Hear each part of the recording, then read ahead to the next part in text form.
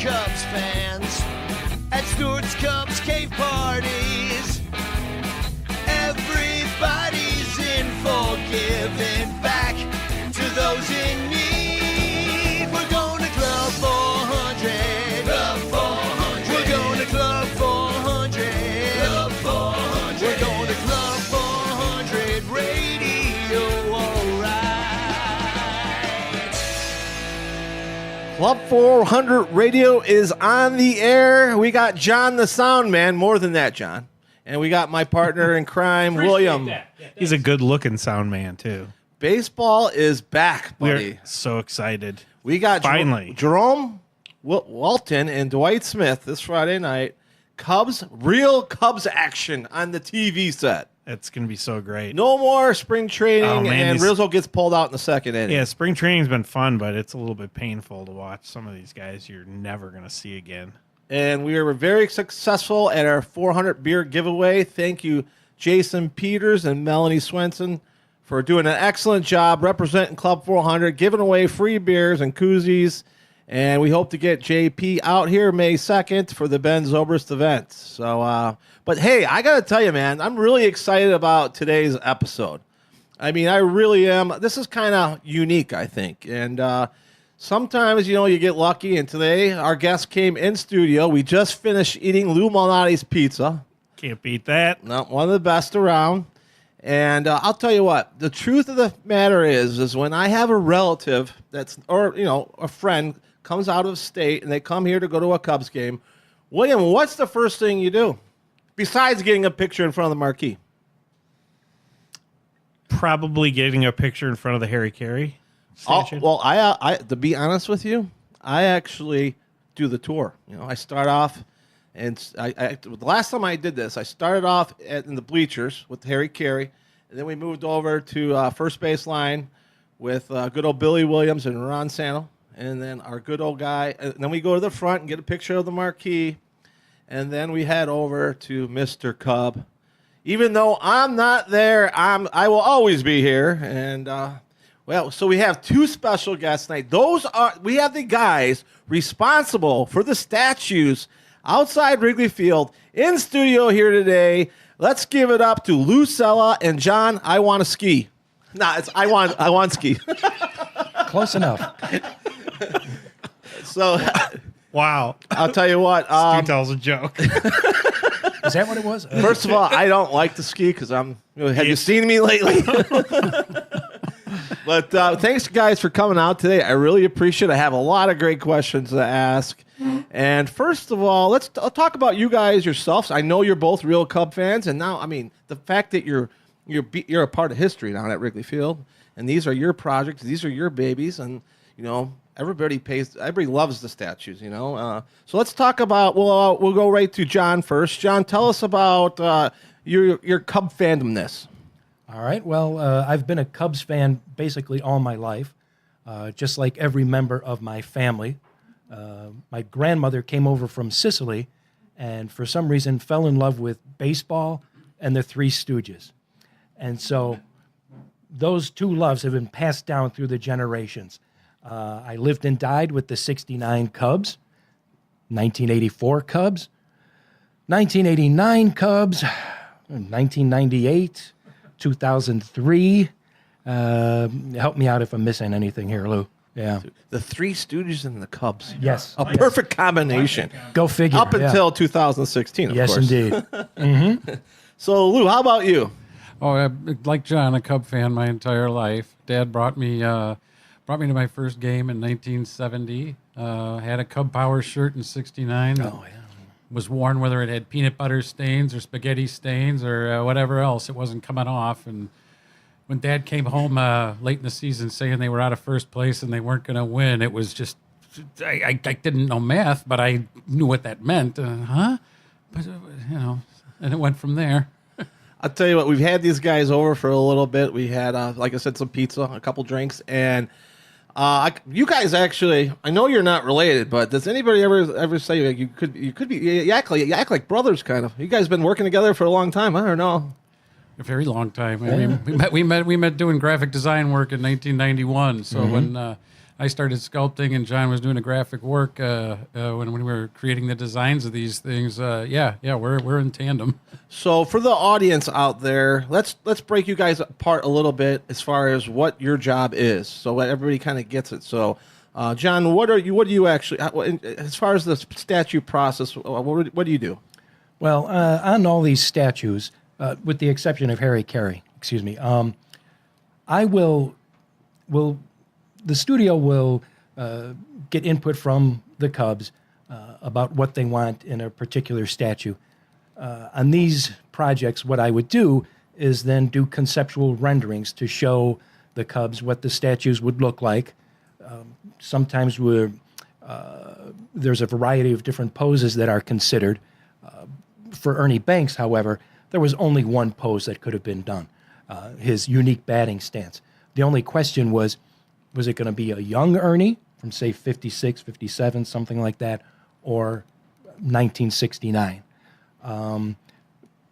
Other statues, like I said, there might be different poses required.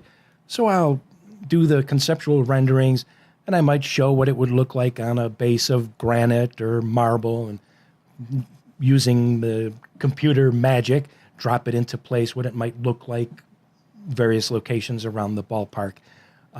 Those conceptual renderings are submitted to the Cubs, and we kind of take it from there. If they like what they see, then the remarkable team of talented sculptors takes over. And that's where we come into Lou here, Lou. So before we get into Lou real quick, very obviously, probably one of the fun parts, right, is the development. And it's like you're basically, the Cubs are buying the statue, and you're actually selling them on your statue and how it looks and everything like that. And it's probably really fun to probably do that. I have to imagine. Oh, absolutely, positively, especially as a lifelong Cubs fan. I've discussed this with Lou and things that we've worked on, that this isn't a dream come true, because I never could have dreamed that this would be possible. Growing up as a kid, getting in trouble for doodling in my notebook during math class instead of paying attention, and now being able to change the very appearance of that cathedral of baseball, Wrigley Field. Yeah, on the Lou. So you take over. You're the sculptor, correct? Yeah, John had to do all the tough legwork, and then I got the easy part, sculpting a 7-foot statue of Ernie Banks to the likings of millions of Cub fans, and wouldn't be scrutinized at all. No. And so, how were you guys selected to do this? Oh, well, make a long story real long. I work at the Rotblat Amrani Fine Art Studio, which is in Highwood, Illinois. Julie and Omri Amrani are the owners. They did the statue of Michael Jordan, Bobby Hull, Stan Mikita, everything you would see at the Staples Center, Kareem Abdul-Jabbar, Magic Johnson, and so on. And I became involved with them shortly after they did the Michael Jordan. And when Harry Caray came along as an opportunity, I accompanied Omri to Wrigley Field to meet with John McDonough and Andy McPhail and so on to discuss the possibility of doing a statue of Harry Caray. So that process was very prosperous for us, and we came out with a creative, entertaining sculpture that people really enjoyed, and representing Harry. They knew at that time that they would one day want to be creating ball players. It was John McDonough felt a little awkward even then, but Harry had passed away and was so iconic that it just made sense. And Ernie was alive and well and vital, and that would have been the obvious choice at that time. But Harry had passed, so that was what brought that about. So as far as being selected, fortunately, they were very pleased with the whole process of Harry Caray. So the call came in to do Ernie Banks later. I had not worked on anything on that scale when Harry came along. That was technically Omri's project, but he was encouraging artists constantly. And as inexperienced as I was, he said, I'm going to have you work on this I knew I was going to work on it. I didn't. When he told me my name was going to be on it, that came as kind of a shock. It was a very generous gesture on his part. So having that connection there made it easy to move forward. And there were other pieces between Harry Caray around the country that I had worked on for other teams and other companies. Yeah, then let's let our listeners know that he just doesn't do statues for the Cubs, because if that was the case, he wouldn't have a job the last 3 years. So you do it for all the different players, all the different sports teams out there then. Anybody that'll have us, there are plenty of sculptures out there that we did not do, that we have competed for. It becomes a matter of, sometimes it's financial. In Ohio, across the board, they are devoted to local artists. And when we can't get a project due to that, yes, you're frustrated that you didn't get an opportunity to, say, do Jim Tomei for the Indians. But when they tell you it's because they feel loyal to local artists, you respect that. You are showing loyalty to your community, and that's important. I wouldn't want to lose the Chicago Cubs project to somebody who doesn't even care about baseball. Right. I grew up loving baseball, and I've told people many times my two favorite things in life are sculpting and baseball. So when those occasions come that I can sculpt a ball player, that means everything to me. And when they're the Cubs, that means all the more. So it was a very fortuitous confluence of events that brought us to this. So take our listeners on a path here. Let's say I'm going to call John and Lou up, and hey, John and Lou, you know what? I really think that Sammy Socha should get a statue. I want you to do it. So let's talk about the process. I'd like to go through the steps here. Well, All right, I'll start. okay. See how I added Sammy in there, by the way? I did, yeah. I want to know the process of how you call Tom Ricketts to say we need a Sammy thing, and then Tom calls these guys to... Exactly. Maybe we'll make it happen. Actually, we did talk to these guys about building a statue of me and you, Will, but they said that would be the too heavy of a statue. Oh, yeah. No place to put What? it. No. Well, the first thing that would happen is that Lou and I would get together. He'd probably come over to my home. We'd eat pizza and then watch multiple episodes of Curb Your Enthusiasm. Awesome. Yes.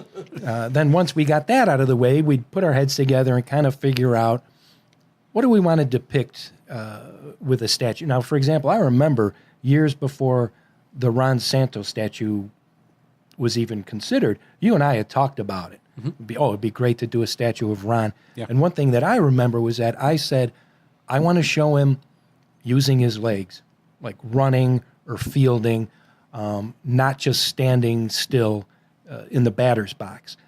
So we toss around ideas like that. For example, with the Ron Santo statue, not to give short shrift to Sammy by any means, the Cubs requested 6 different concepts, 2 of their own, which left a lot to be desired. Lou came up with 2, and then I came up with 2. And eventually they chose one of the concepts that I created. Then I stepped back, watched some more Curb Your Enthusiasm. And the Bill Buckner episode, I hope?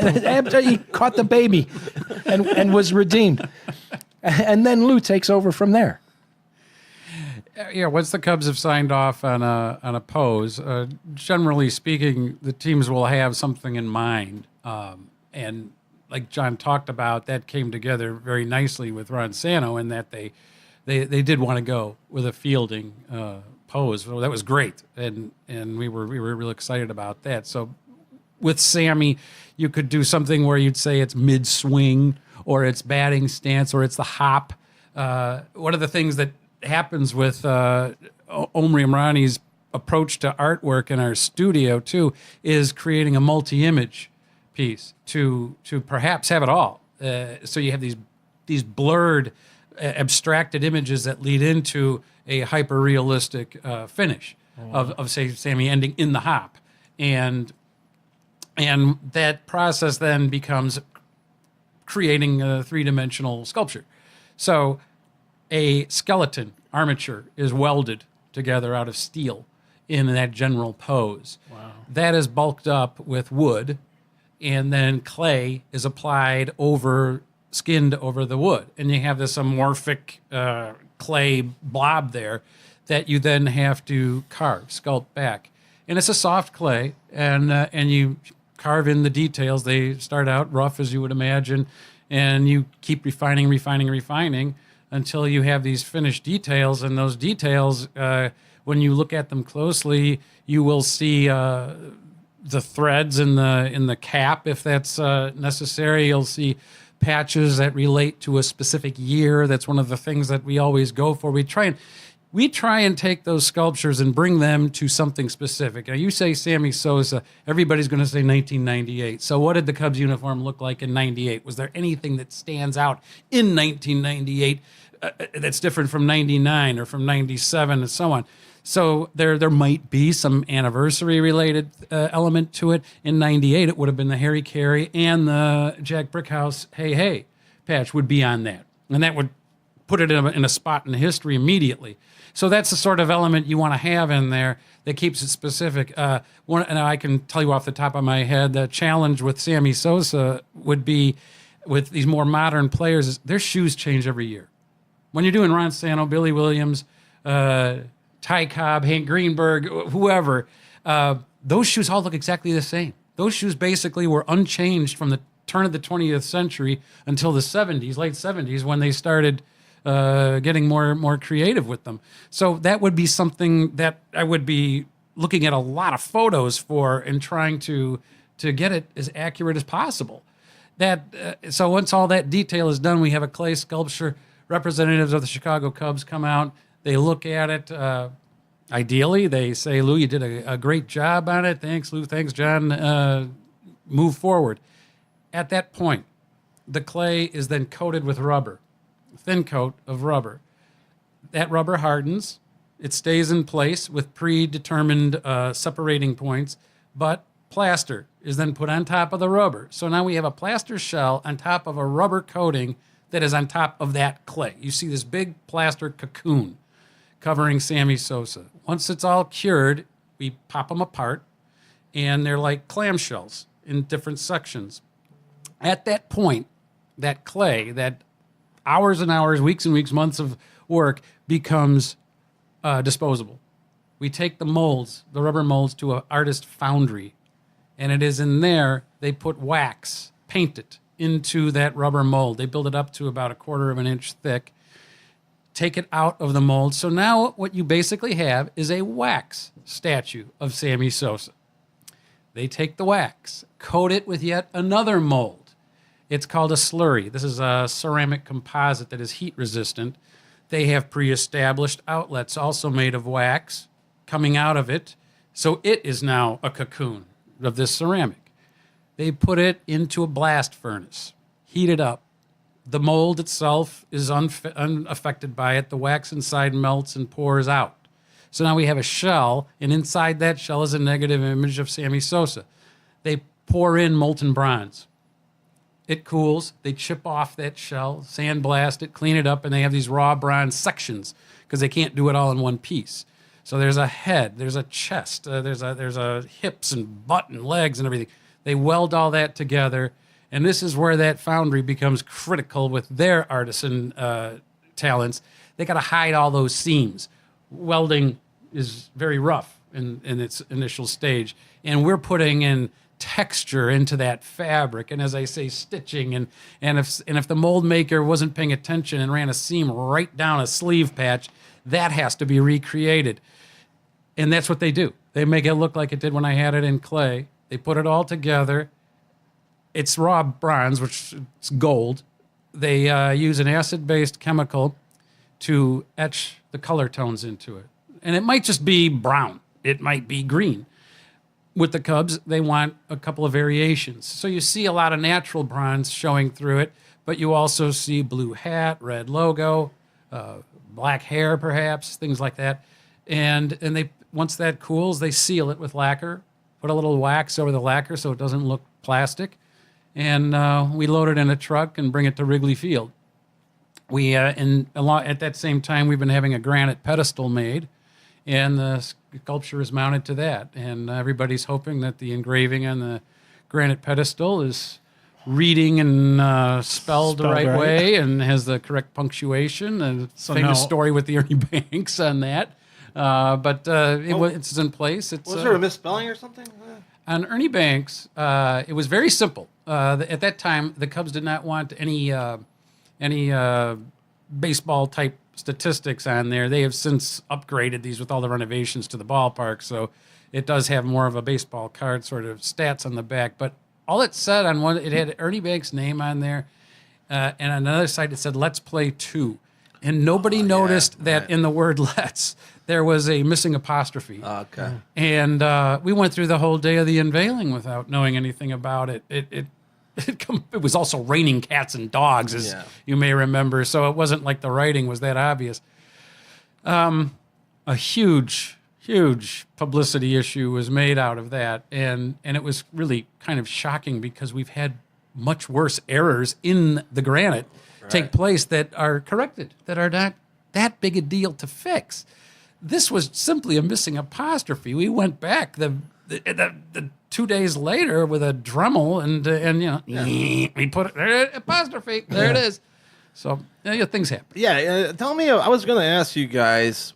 First of all, this project that you're working on, it was 6, 7, 8 months. When you get to finally see that statue and all the hard work you put into it, the unveiling for you guys. What goes through your brains? I am lucky enough to have my parents still with me, and it's gratifying for them to see that the tuition to art school was not wasted. Also, I want to jump in here and go back to the missing apostrophe case. That was I took that upon myself to do that when I did the concept of Ernie. And so at the unveiling, nobody noticed, and to this day it irritates me that I didn't spot the missing apostrophe right away because I'm a stickler for correct spelling and punctuation. I remember your reaction then, yeah. It was only the day after I was looking at photos I had taken the day before, and I instantly see the missing apostrophe, and I was mortified, and I was like, oh my God, I got to call Lou right away. But then I was like, what's the big deal? I'll call him when I get to work. In the meantime, I believe you were ambushed by Jonathan Brandmeier, completely by surprise. If I had been less lazy and, called you before I got in my car, you would have at least been forewarned. It was still effed up. It was effed up. But I was concerned. I had to go back and look at the original concepts to make sure that I had not left out the apostrophe, because I would have had no other option than to commit suicide, because that's how seriously I take punctuation. Well, and here's how seriously I take it. I had talked to Jonathan Brandmeier weeks earlier, and I don't know if you guys are that familiar with him or anybody who's not. Yeah. He's a humorous morning man disc jockey, and his bits are his bits, and he can be pretty entertaining, and. So I just thought he was following up with me the day after the sculpture was up, and he talks really fast. And I felt like I had a hangover because I had been up since 3 a.m., 2 a.m. the day before because of the Cubs putting me in front of all kinds of cameras prior and so forth, and just going through the day. So I thought, okay, he just wants to talk about the statue, and he did, and he was being very nice. And then I kind of like had dog hearing, where I'm hearing blah, blah, blah, blah, Lou Cella, blah, blah, blah, apostrophe, blah, blah, blah, Lou, blah, blah, blah, apostrophe. And then eventually it's sinking in. I'm like, he's asking about something. I'm in the car, and I finally said, wait a minute. And I had to make him stop talking. I said, wait a minute, what are you saying about an apostrophe? And he said, well, Lou Cella, you did this great job on Ernie Banks, and in Let's Play 2, there's a missing apostrophe, and the apostrophe is missing from the word let's. And you're telling me that the apostrophe is missing from the word let's on the sculpture of the Ernie Banks. Now, this is how I'm learning about it on the air. And he said yes, there's no apostrophe there. And I said, oh, is there supposed to be an apostrophe in the word let's? So you can see where John and I, That's awesome. our educations. I went to a different art school than John did, and they kind of paused and he said, "Well, yes. Let's it's a contraction. Let us play too." And I remember my response was, "Huh, okay." Are people making a big deal about this all over town today? About this apostrophe? And they said, well, a moderate deal. And okay. He said, well, so how did that happen? And I, the granite company, they carved it in there and all that. And they said, well, okay, so who's responsible for this not being there? And as soon as they said, who's responsible, the clouds lifted, the hangover evaporated. My eyes shot open, and I just hit the brakes on the car. And who's responsible? They're looking for someone to blame. And you said John. It's Iwanski. And I had holy mackerel, and I knew exactly where it was going. And I said, "Well, I'm responsible for it. It's This is like a Curb Your Enthusiasm episode. Oh, it was incredible." And he said, "So what are you going to? So what are you doing?" I said, "Well, we'll fix it. We'll fix it."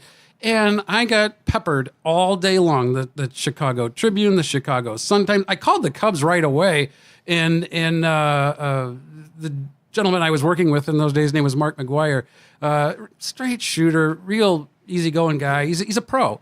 And I said, "Mark, have you heard about this?" And he said, Yeah, Lou. He said, what do you do about this? And he said, well, we'll come down there and we'll put it in. And he said, okay. Well, maybe we wait till they go on the road at the end of the week. And I said, that'd be fine. Well, by the end of the day, they got hammered mercilessly over this, and I was getting... Must have been a slow news day that Only day. in Chicago. That was when Barack Obama and Hillary Clinton were going head to head in the primaries, and that all got bumped off the local headlines. And I didn't. Apostrophe.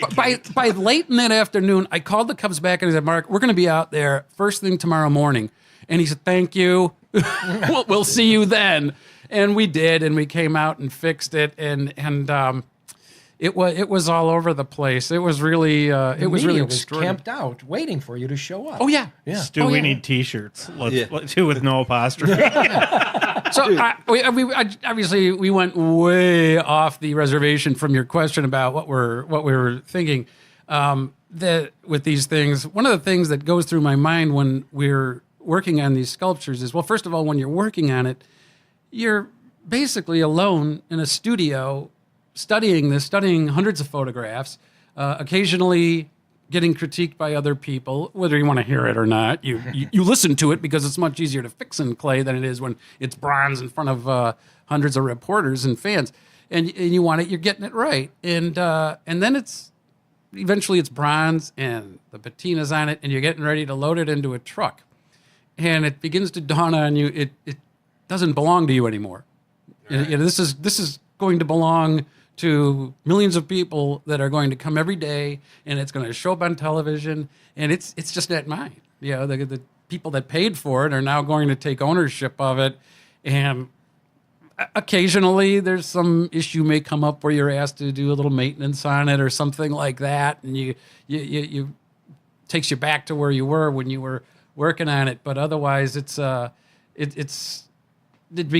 weird. It's a separation anxiety right. that can kind of putting take place. So much time into it, and effort and energy and heart and soul and all that. And I would say Ernie Banks, more than any of them, seemed to draw out these emotional reactions from people everywhere. And John can attest to this. You're bringing friends to the studio to look at it. I had a lot of other artists assist me at different times on it. And when we got to one of the last details that went into it were the pinstripes on the uniform. And I created a little tool out of a hard wire. And as people were coming in to look at it, there was always a personal story about their connection to Ernie Banks. And I was inviting them to take the tool, and I would show them where I had a predetermined area to put in the pinstripe. Nice. So I couldn't even tell you how many people actually carved something in that sculpture. But John brought a friend out there, his name was Kevin, a big man, real nice guy, and the man was so nervous. What did his wife say? He said something. Stop being nervous, you big lunk. Yeah. Well, no, she was afraid he was going to pull the whole thing down on top of him or something like that. Yeah. So he said, I don't want to. And I said, Kevin, if you screw it up, it's clay. We'll fix it. I'll give you a couple of tries. Okay. So we would take pictures of them, and then after it was unveiled, then I let them have the pictures because I couldn't take a chance of them going public. Because the Cubs were very secretive about these things, and they want that unveiling to be a fresh, bright thing. They didn't want anything showing up, even then, social media wise. I think that the Ernie Banks statue, that you guys are out there. He's alive, obviously, which was the greatest part about it. You know, when you see the player, like Ernie Banks, Mr. Cub, it's his day, and you guys are behind this project. When you see his face light up, what did that mean to you guys? I mean, it had to, you guys had to be a little bit emotional that day. Yes. Yeah. It was, well, and you never know whether you're going to be working with the subject or not. And in this case with Ernie, the Cubs chose, while he knew about it, they chose not to involve him directly. Sometimes you do, sometimes you don't. So I didn't know. And his portrait was a challenge. I was very happy in the end with how it turned out. But it was very important that it be right. I make this comparison to buying a car. It can have great engine in it, a magnificent interior, beautiful sound system. If it's got a lousy paint job, you're not going to buy it. Right. That face has to be right. That face has to communicate Ernie Banks. And my boss, Omri, who was like a mentor, he taught me years ago, he said, okay, he said, it looks like him. Everybody knows knows who it is. Now we have to feel him. And it's almost like you're starting over. You're digging in, and you're looking at shadows and You're questioning and videos. yourself or something. Yeah, Oh, heck yeah. Heck yeah. Fortunately, Ernie Banks has been around our lives forever, so there was a lot of understanding of his personality. But nevertheless, there was no room for error on that. And as John mentioned, with his parents both being alive for that, and as were mine, and like theirs, that was my father's favorite player. And he got to be there for that unveiling and say hello to Ernie Banks. And that was just more of that connection. I always come back to that generational connection that baseball creates. John's talking about his grandmother coming from Sicily. The same thing with my great-grandparents. When they came over, my grandfather talked about Cubs Park. It took us years to realize he was talking about the West Side grounds, which was called Cubs Park.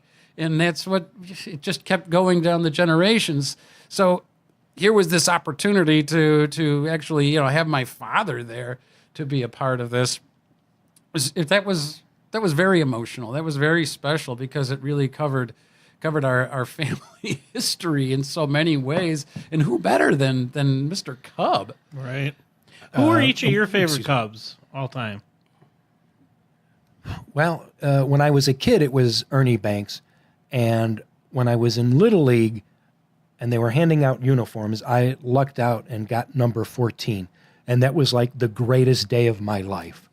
As I got older, I liked Ryne Sandberg. I liked the way he went about his business. He was one of the best to ever play second base. Never shot his mouth off. True. Yeah. Lou? Oh, well, when I was a kid, Carmen Fanzone. It was first.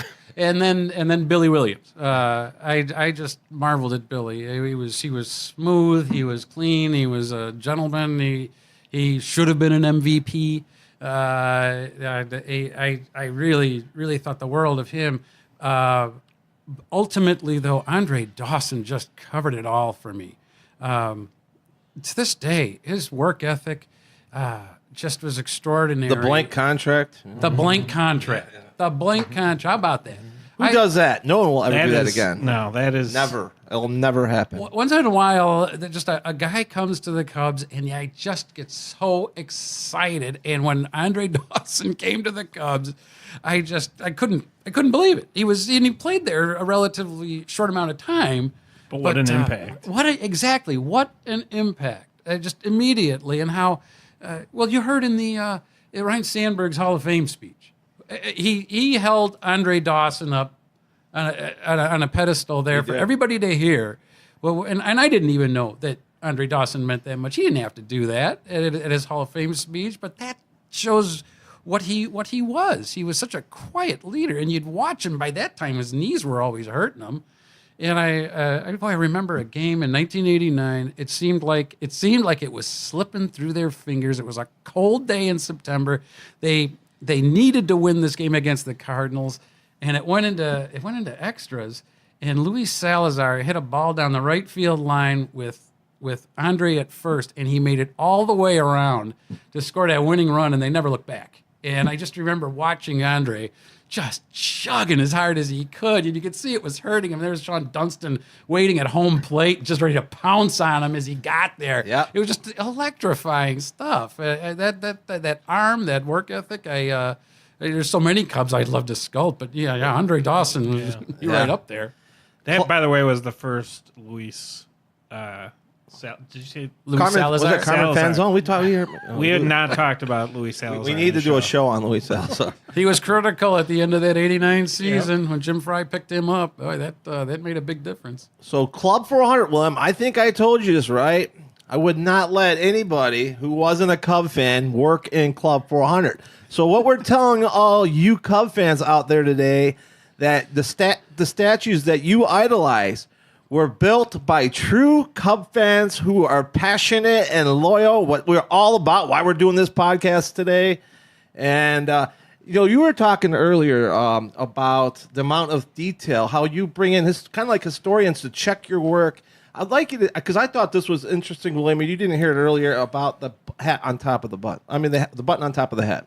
Oh yeah, there's I mentioned his name, Dan Knoll, who's a prominent Cubs historian, baseball historian in the area, and I would always invite him out to look at the sculptures to make sure I got it right. If anybody was, He cares. That's what I'm saying. There's passion behind this project, these projects. and and as John mentioned with Ernie, we assumed it was going to be a 1969 pose, and it turned out no.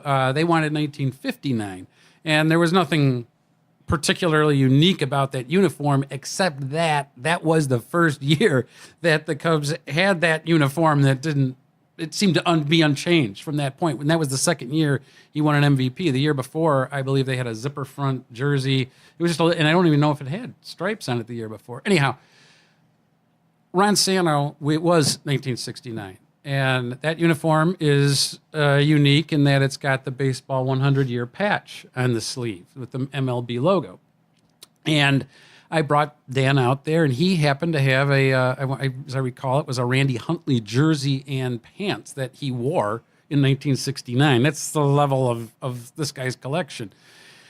And he had the hat. And I'm looking at this hat, and I said, "This hat is 1969." He said, "Oh, yeah." And he showed me the markings that indicated it was. And the little button that's on top of a baseball cap is coated in the same cloth usually as the cap. Except in 1969, I'm looking at this thing and there's something different about it. And he said, "Yeah, that's like a red leather, and that's the only year they did that. But if you see hats from 1969, that button has got like a leather coating on it." And you could see the texture. I don't know if it was vinyl and it was textured like leather or what, but that's what it looked like. And then how odd. And I said, "Okay, well, that's good to know." And while Dan was sitting there, I climbed up on a ladder and went on top of Ron Santo's head, and I put in a leather texture on that little button. The on top of that the hat. statue that no one's going to ever see, but he knows it wasn't right. And that's what I said to Dan. I said, I looked down at him and I said, "And only you and me are ever going to know that there's a leather texture on that button." And he said, he's looked back at me and he said, "But we know it. And it's right." So that's how far we can go with the detail. Sometimes there are errors on these things, but there definitely aren't on those Cubs. Well, let me ask a question to that end. Earlier, you guys said that you work on other teams and do statues for other teams. Is it hard to have the same passion to do those statues as you do? I mean, you're obviously artists, so no, you want to make the best thing that you can do, but is it different doing a Cubs statue versus somebody else? And what's one of the non-Cub players out there that you're proud of? Road trip. Go ahead. Go. No, you. After you. Oh, okay. No, wait. You've been talking a long time. I need to. This is Curb Your Enthusiasm. Dude, I want to hang out with these guys more. I definitely. What was the question again? I don't remember. No, I'm okay. just- I would say, actually, for me, any of the, I've helped you do stuff for the Detroit Tigers, Oh, yeah. The Washington Nationals. I was telling Stu about that episode, which was, Yeah, there was an error in that one. that was interesting. The fact that it's baseball, I love baseball. Amen. Although there is just a little bit extra when it's the Cubs. Growing up, I was born and raised in Chicago, but well, no, wait a minute, I take this all back. I worked on the World Series monument for the White Sox. Oh, you sure did. And yeah. I hated every second of it. Oh, look, here's Paul Konerko. Good for him. He's got to look at it every day for 8 months after they won the World Series. So every other should baseball got paid related, absolutely. Every other baseball related project I loved, except for that one.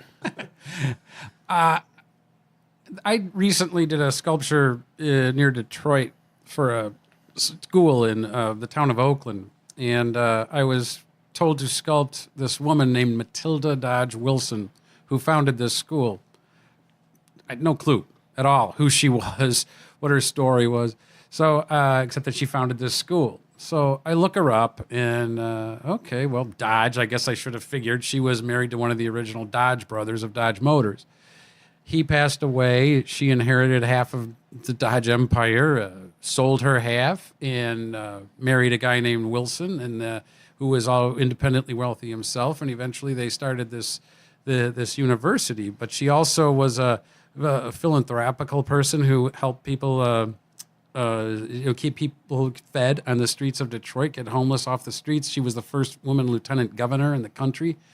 It just kept going and going and going. And here was somebody I knew nothing about when it started. And by the time I was finished, I was completely sucked into this, sculpting this little old lady just standing there. And it was extremely personal and extremely interesting. So when it comes to sculpting a ball player from another, a team other than the Cubs, I just sink my teeth into it. I would say the most obscure one I've done was for a minor league team in South Bend, called Hall of Famer Stan Kovaleski, who played for the Indians in the 20s, but that stadium was named for him because he lived in South Bend. It's baseball, like John said. Cub fans out there, please don't jump down my throat about this, but I have certainly become quite a White Sox fan with dealing with that organization. It's baseball, and it's Chicago. It's like I don't even know you anymore. Sorry, that's the way it is.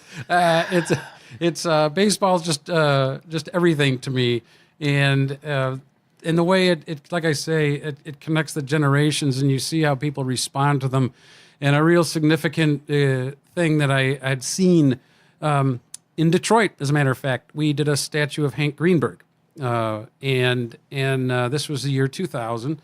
And I go back. You go to games and you watch people look at these things and you listen to what they say and whether they're doing something or they're taking pictures. And there's a father and son looking at the statue of Hank Greenberg, and the man starts telling his son how this was the kid's grandfather's favorite player. And at the time, the family lived in New York. They weren't even in Michigan. But he said because they were Jewish, and that Hank Greenberg was the first player that openly embraced the fact that he was Jewish and would not play during the high holidays. Well, you're looking at this little kid who's suddenly looking at this sculpture in a completely different light. and it's taking on that much more importance to him. It means there's a direct connection to his family, to his grandfather, who he loves, and I think we worked on a statue, and look what's happening here. Look what this is, and I don't. Perhaps one day this will happen with other sports, but there's just something about baseball that when you're able to sit outside under the sun and tell stories of your own life and everything while connecting to whoever's on the field. I understand few players stay with the same team for any great length of time, and people like Ernie Banks will not have that. It will not exist, I don't think, anymore. But I find it to be very powerful, and that makes it very easy to have a comparable connection. And most recently, as far as baseball is concerned, that would be with Ken Griffey Jr., because the Mariners were a relatively young team, and that's the face of their history. And he's basically recently retired. I think it's 6-7 years now, but still, he even though he left and went to Cincinnati, it just doesn't matter. It's everything. That is like saying Ernie Banks here, and they just adore him. And I was the same thing where you're watching people coming up to this sculpture and telling these stories about what it meant when they were a kid. Oh, this was my favorite. Really, he was the best. I remember when he ran up the wall. Things like that. So it's. That's got to be surreal, just standing there watching fathers and sons and people talking about, the historical part of that. And by the way, I was thinking that you guys have a lot of time left on this earth, but long after you're gone, these are going to be your legacy. They're going to live forever at these places, and this is going to go on and on and on for generations. That's got to be surreal. That's awesome. People meet at Mount Rushmore, and they meet at. Yeah, the Mestrovic sculptures in Chicago of the Indians up on horseback, and those artists are long gone. And people do. Yeah, I can't really wrap my head around that particular idea. I'm just glad they're there. I'm glad people are enjoying them. Do you remember that time that we had gone shopping and I bought a new leather jacket? So romantic. Yeah, I know. Yeah. Don't you remember the leather jacket? She had a check in the storeroom, and we were saying 42, 42, 42, which was my size. At the alley. Yeah. See, I told you, these guys are like brothers, I swear. Where is the video camera when you need it? So I buy the jacket, and then we went to have lunch at the McDonald's across the street from Wrigley Field when it was still there. Okay. It was surprising and humbling to us because we could look out the window, and this was... it was like really cold and snowing. The wind was howling out of the northeast. Must have been July. And no, it was during the off season. It was rotten weather. And we looked out the window across the street, and there were a group of young kids posing in front of the Ernie Banks statue, having their picture taken. And young kids that were born decades after Ernie had retired, and yet... they still knew who he was, still wanted their picture taken with his sculpture. It was incredible to me. Yeah. That kind of stuff just keeps moving you. When Ernie passed away, the sculpture was in storage, and that was a tough night. I didn't see it coming, and we're watching on the news the tributes, and Carl Rice, who manages the ballpark across the board. He's actually extraordinary with the volume of work he does for the Cubs. His name came up on my caller ID, and I knew right away what he wanted. He wanted me to get that sculpture back in Chicago because it wasn't supposed to come back till opening day with all the work being done. They were bringing it back, and they were putting it in Daly Plaza. Mm-hmm. And there's only one answer to give the Cubs, and that's I'll find a way. I'll make it happen. And this was a Friday night at it was around news time that came out. Anyway, it was around 9:30, 10 o'clock, and I was on the phone it was being stored in Michigan where the granite was being reworked and things. And I went up there the next day in January, loaded it into a truck, and rushed it back. And fortunately, enough of it hadn't been stripped down or anything yet for restoration. So I got it back, and when they put it up there at Daly Plaza, I was there for that when they laid a wreath there and everything else, and yeah, just all these people coming out in the bitter cold to just pay their respects to Ernie. I remember that. Yeah, that's awesome. That kind of. In fact, I remember talking to Tom Ricketts there, who was there enduring the cold for that, but he knew there were going to be fans there that they wanted to connect to. And that was important. And there's Ernie. Who but Ernie, would bring that out. We are here with John and Lou, the only guys in Chicago that have nightmares about apostrophes. and clearly have the coolest jobs ever. Exactly. We are in the bottom of the 7th of the podcast. And the reason why I say that is I would like to go around and we'll talk about each statue a little bit, about something funny or cool or interesting that you might not know about the statue. So we're going to lead off with my guy, Harry Caray. Sammy Sosa's in there, right? Come on, you got to tell me. Oh, the faces. Yeah. Well, anything you can think of, I mean. Well, I'll tell you something that it was. You may remember the famous writer When the Legend Becomes Fact. Oh, sure. Yeah. The man who shot Liberty Valance. Print the legend, right? The tour guides at a certain point at Wrigley Field were telling people that the forward hand of Harry Caray on the sculpture was designed to contain a can of beer, that we did that deliberately. That is simply not true. It's not. Darn, I wish it was. It's not remotely. Genius. What happened there was Omri and I were working on this sculpture for weeks. People thought that he and I were married because that's how we fought every day. and Omri was sculpting that hand.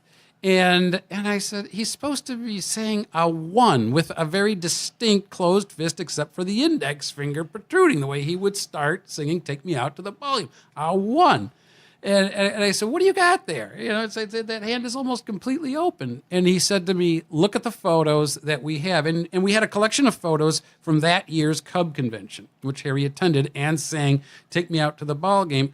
And he was talking about how he was older and he probably had arthritis. And this is what he was doing. And I looked at the photos and I just nodded. And I said, yeah, all right, I see it. Yeah. All right, that makes sense. And I left it alone.